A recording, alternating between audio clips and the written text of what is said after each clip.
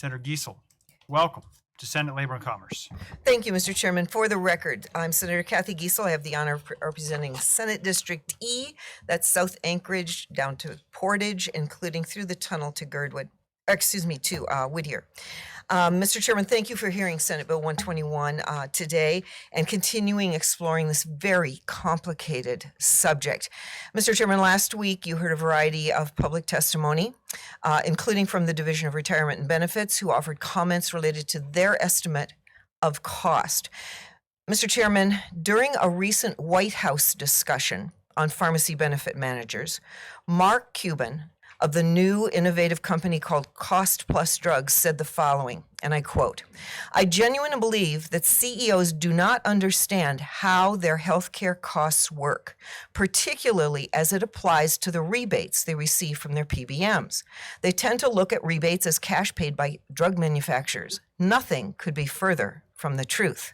The reality is the rebates are not paid by the drug manufacturers. The rebates are paid for by these companies' sickest and oldest employees," end quote. Mr. Chairman, I believe this is true, and I believe that our Alaska pharmacists with boots on the ground are going to be able to effectively demonstrate that PBM reforms in Senate Bill 121 will allow Alaska to enjoy cost savings on their health plans. You may be interested to know that last week, Idaho passed a PBM reform bill, House Bill 596, that contained many of the provisions of Senate Bill 121. 39 other states are currently deliberating PBM reforms this year. There's a reason for that. Alaska is not an outlier here. We have some very seasoned and courageous pharmacists who are going to bring forward the inequities that the PBM business model is executing here in our state. They can illustrate real savings for healthcare plans with these PBM reforms. So change is difficult, Mr. Chairman. It's a lot easier for opposition to Senate Bill 121 to instill fear of change than to actually prove how they're saving us money. States who have passed PBM reform bills, like Senate Bill 121, report savings in the millions. Thank you for digging into this. Mr. Chairman, in your packet, you have a bibliography. It's very lengthy. That's why we didn't give you actual copies of the subject, the articles. But if you take a look at that, you would see that it's hard to deny that PBM reform is desperately needed. Mr. Chairman, we have Dan Nelson here today. He's the Director of Pharmacy for Tanana Chiefs Conference. And he was on state last week. He's here today, and I hope he'll be available for invited testimony. Thank you, Mr. Chairman. Thank you, Senator Giesel. Are there any questions from members of the committee?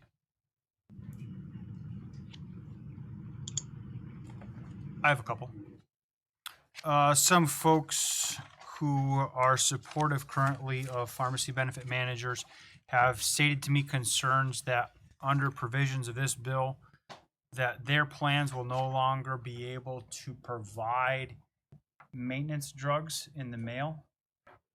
Senator Giesel, does your bill outlaw the ability for plans to send maintenance drugs in the mail to pharmacy customers? No, Mr. Chairman.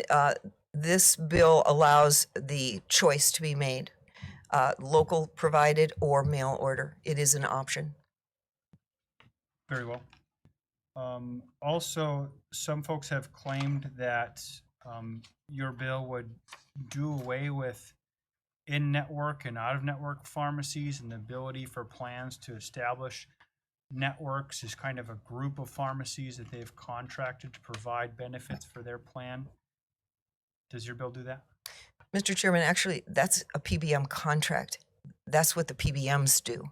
They mandate what pharmacy can be used by the consumer.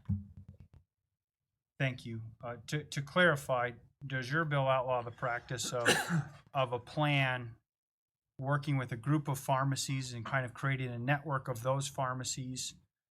Under your bill, could a plan still go out and create a network and say, hey, these pharmacies are in our network and we want you to deal with these pharmacies? You know, right now, Mr. Chairman, we have Optum as our PBM, And we, as subscribers to that PBM, can use other pharmacies. We get a lower price if we choose the pharmacy that the PBM controls. So that bill doesn't change anything there. Okay, thank you. No other questions? Oh, Right. Up next, we're going to hear from Ron Nelson. Mr. Nelson, welcome to Senate Labor and Commerce. Please put yourself on the record and begin your presentation. For the record, my name is Dan Nelson. I'm the Director of Pharmacy at Tanana Chiefs Conference up in Fairbanks, Alaska. And I'm representing Tanana Chiefs Conference here today. Thank you for the opportunity to speak to you about this important bill. Thank you, Dan. Apologize for getting your name wrong. I'm just going to jump right in, if that's okay. I know everyone's time is valuable here. So I'm going to talk about, Senator Giesel talked about the complexity of the issue that we're dealing with here in Senate Bill 121. That's why we've got a long bill. It is important to understand kind of the lay of the land with reimbursement for pharmacy. So right now, the way it works, this slide shows the current reimbursement model, which is based off of two different aspects. One is the ingredient cost or drug product cost, and then also a professional dispensing fee. Right now, much of that is weighted on the actual ingredient cost. When we analyzed the Division of Retirement and Benefits data, 99.5% of the overall prescription drug spend was on the actual ingredient cost, and only 0.5% of the overall drug spend, prescription benefit spend, was on the professional dispensing fee. So that was very heavily weighted on the ingredient cost. What we're looking at with Senate Bill 121 is this lower graph here, where we're looking at a transparent model that looks at the actual acquisition cost, which is called the NADAC, or National Average Drug Acquisition Cost, plus a cost of dispensing, which is set by a survey of pharmacies, which would be overseen by the Commissioner of the Division of Insurance, as currently written in Senate Bill 121. So the overall net impact is that there is going to be an increase in the dispensing fee. We acknowledge that, but there's going to be a drastic decrease in the ingredient cost spend. So hopefully either a neutral or a potential cost savings. And we're going to jump right into some examples here next to kind of show you what's been spent in our analysis of the DRB data. So we're just going to jump in. I'm going to talk about 3 different drug examples. These are all multiple sclerosis drugs. They're all very expensive drugs. So this first one's called Tecfidera. When we looked at there were 93 prescriptions filled by Alaska retirees and current employees for this particular medication in 2022 when we evaluated the data.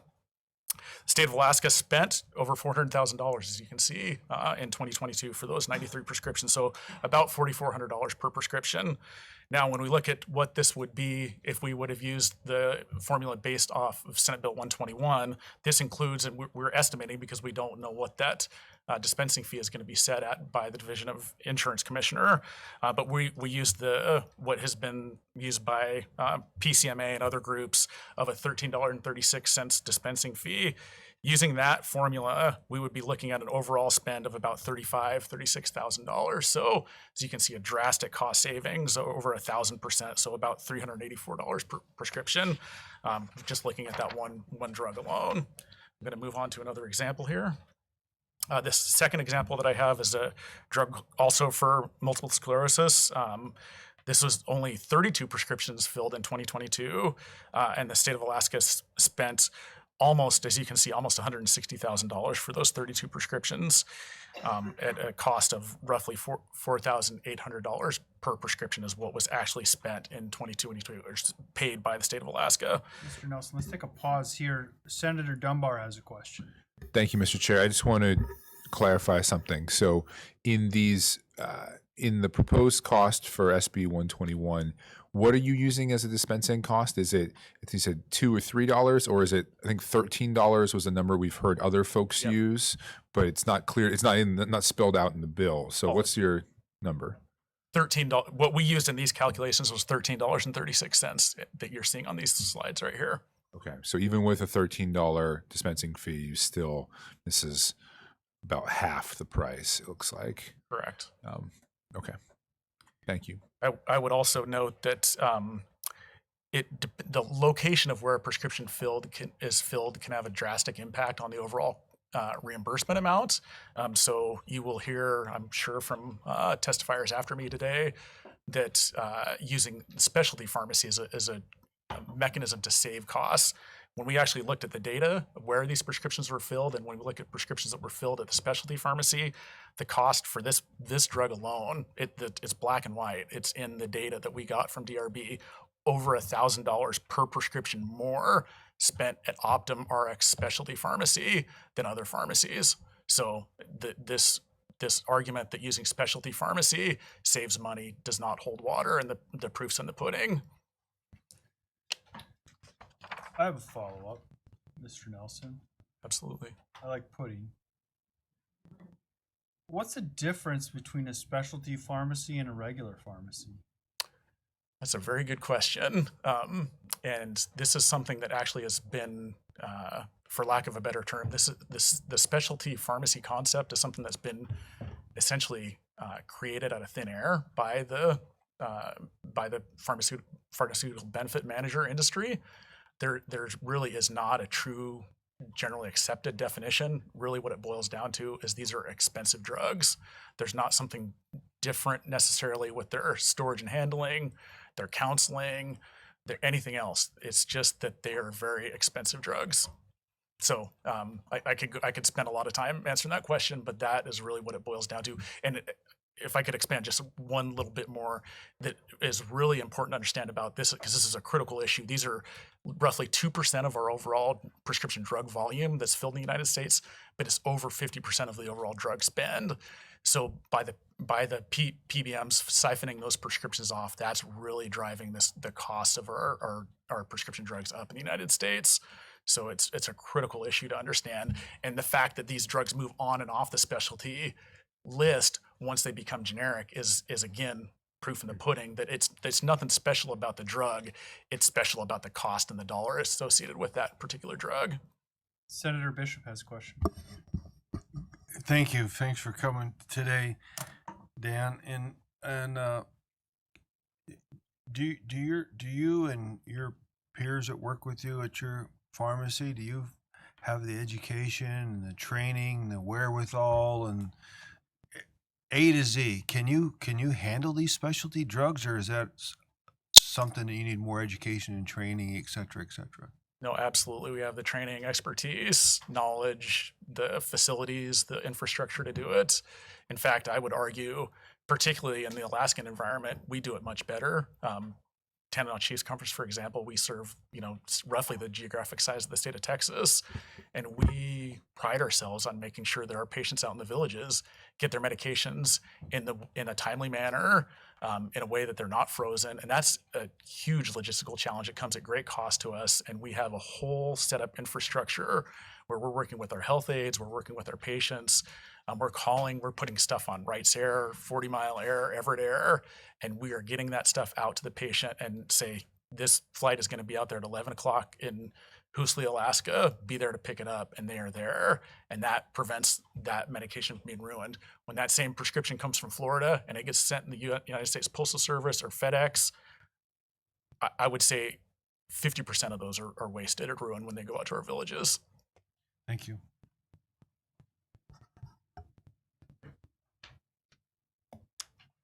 I have a question.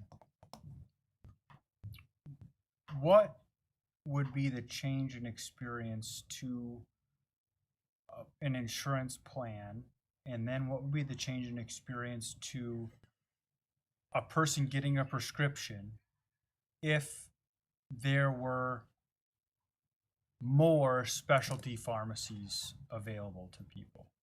How would things change for an insurance plan, and how would things change for someone getting prescriptions if there were a larger number of specialty pharmacies? I guess it kind of depends on how you cut that cookie. In some ways, I think this whole siphoning of bifurcating of specialty and non-specialty prescription drug, quote unquote prescription drugs, which again is kind of a made up term, is a really unhealthy thing, because what we look at as pharmacists, what our training is is that we look at the holistic person. So we're not looking at one drug or drug A or drug B. We're looking at they're on 7 different drugs, and we want to know how they interact, how they work with that person's. I'm looking at their labs, their drug interactions, their renal function, their liver function, all these things together holistically. And when they're getting 1 prescription filled over here and 6 prescriptions filled over here, no one knows what's going on. And the fact of the matter is, to me, that's a dangerous situation, and it provides an inferior level of care. So I think by having more specialty pharmacies, it's actually a move in the wrong direction. Okay. Other questions? Please continue. Okay, thank you very much. This third example is again is a third MS drug, and as you can see, this is again all 2022 data. We can look at what the state of Alaska paid for this drug called Ampera. This is a 10 milligram tablet. They spent about almost $200,000 for that to fill all the prescriptions for that particular drug. If we look at what would be reimbursed off of the Senate Bill 121 language, which is again the NADAC plus a $13.36 dispensing fee, which again is a bit of a guess, and it could be potentially slightly higher or lower. But as you can see, it's fractions, pennies on the dollar of what we would be spending or what was actually spent. And again, this is where those PBMs really are forcing these higher spend drugs. So hopefully that these couple of examples, we've got many more that we can share with you, and we'd be happy to do those. And we've really dug into these numbers and done the in-depth analysis that I think they're really, really powerful examples. So be happy to share any more examples with you guys that would potentially be helpful. I have a question. Yes. Are you familiar with the fiscal note that we were presented by from the Department of Retirement and Benefits? I sure am. Would you say that on that fiscal note that they used the pricing calculations that you did here with your model by taking a look at the NADAC price that the bill calls out plus a dispensing fee to create that fiscal note? Absolutely not. There's no way they could have. How was that fiscal note created? That's a very good question for DRB. My gut feeling, my personal opinion, is that they took what was mentioned in testimony, those different on-road, off-road dispensing fees, and they multiplied those by the prescription volume that the state filled in 2022. And they compared that to what their benchmark is of that 80 cent example of what their current average is, or their current max, which truly is quite frankly a laughable calculation. It doesn't bring into fact that you're not going to have any more spread pricing with Senate Bill 121, and also that we've got the ingredient cost is going to be coming down drastically, as I've just shown you in these 3 examples alone. Very good. So I wanted to show you an example on the left-hand side of this slide here that talks about spread pricing. So we've heard a lot about spread pricing. It's a little bit of a difficult concept for folks that aren't in this world to wrap your head around. But we looked at we looked at all claims dispensed at a particular pharmacy in Alaska in 2022 that were reimbursed under $1. So I think we can all think, like, can we keep a business open by paying a pharmacy under $1 to fill a prescription? And the flat out answer is no, and that's why pharmacies across the state are going out of business. So we looked at all of these prescriptions filled in 2022 that were reimbursed under $1 is about 70,000 prescriptions. 35,000 of those were reimbursed at about 47 cents on average per prescription, whereas the cost for that particular pharmacy just to buy the drugs, this is not overhead of the staffing, the labels, the vials, the keep the lights on, anything else, was over $10 just to purchase the drugs. So when we looked at what we have information that leads us to believe that what was actually charged to the plan, so that acquisition cost for those 35,000 prescriptions was about $366,000. What was reimbursed was only $16,000. We have reason to believe that the plan was actually charged $832,000 for those prescriptions, leaving a spread of what the PBM kept of over $816,000. So I think it goes to show the scale of some of this stuff. It's really drastic, and how many pharmacies are underwater on a huge percentage of claims. It's really a scary situation. The right-hand side, I know time is limited. I've probably already been talking too long here, but are some really good examples out of what I would say is a non-biased source, which is a physician who wrote this book about the price we pay, talks about the broken healthcare system. And I'll let you take a look at that and be happy to answer any questions about that if anyone has any. And then I think the other thing that I would just end on here is that I don't want to leave this by coming across as that, you know, all the pharmacists are anti-PBM. That's not at all the case. We feel like there are good PBMs out there. There's actually getting to be more and more of them. Senator Giesel mentioned Mark Cuban's model. There's several others that have recently come in and are becoming much more competitive because employers the lights are going on and starting to figure this out. But there are transparent PBMs. This one, as example, is a company out of the state of Kansas where they do not have spread pricing. They don't retain the rebates. They don't require specialty pharmacy. They have a flat per prescription or per patient per month administrative fee. And so everything is above board, and they're saving municipalities hundreds of thousands, if not millions of dollars a year by going to this model. So I think it can be done. I just think that we really need to go back to the drawing boards, and we clearly have a very broken system right now. And I think Senate Bill 121 is a great first step in addressing some of those issues. So thank you. Senator Bishop. Thank you, Mr. Nelson. How do you interface with a PBM? Do you have an annual meeting with them, or how does that work?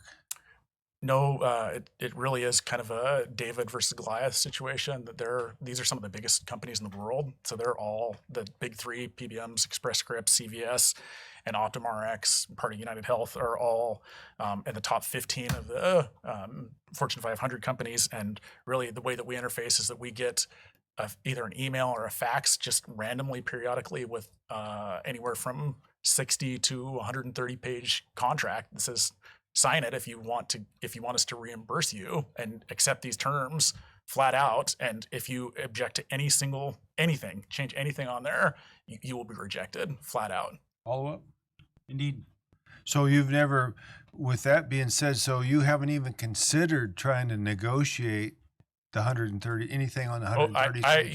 That's I'm really glad that you asked that. That's kind of funny because I just about 3 months ago I tried to do that. We got one that it was just so laughable that I couldn't even bring myself to sign it without saying something about it. So I did sign it, or I did fight. I struck something out, and one of the things that they required is this thing.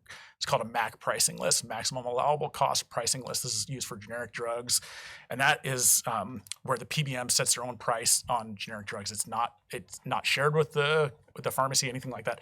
Alaska state law, with the bill that was passed in 2018, requires that they do that, but they actually are not following through on it. So that is super frustrating.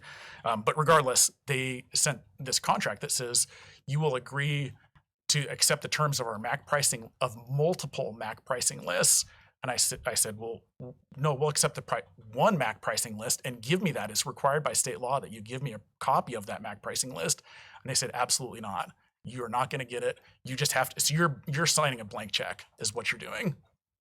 And I fought back and forth with them for 3 months on that before I finally just signed the dotted line, or I wasn't going to be able to bill anything. It's totally take it or leave it 100%.